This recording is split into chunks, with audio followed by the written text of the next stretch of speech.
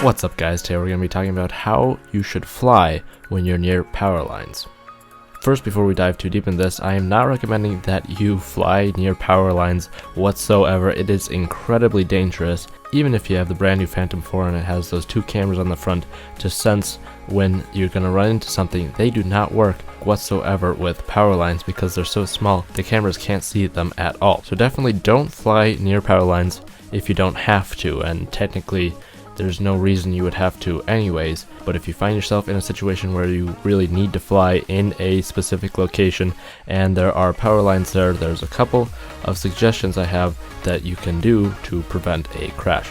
As always, fly at your own risk. If you think a situation is too dangerous, there's no reason you should risk your drone or the damage that it could cause, and make sure beforehand that it is okay to fly there, because you don't want to just start flying and then accidentally run into a power line and then you're in deep trouble.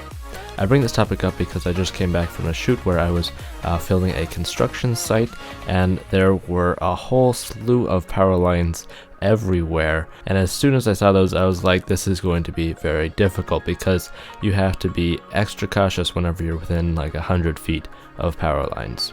So some tips if you really need to fly in a location such as this: try to get all your shots that are as far away from the power lines as possible first. That way if something were to go wrong, you could possibly get that micro SD card back and still have some usable footage.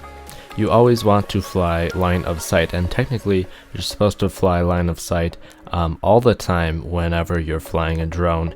At least in the US, I believe you're supposed to have an unobstructed view of the drone at all points during the flight. It is pretty easy these days with FPV video to just constantly stare at your screen instead of looking at the drone.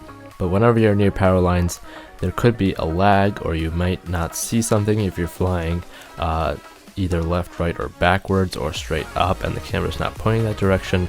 Then you could possibly run into one of those power lines, whereas if you had a clear line of sight of the drone, you could see where the power line is and avoid the crash.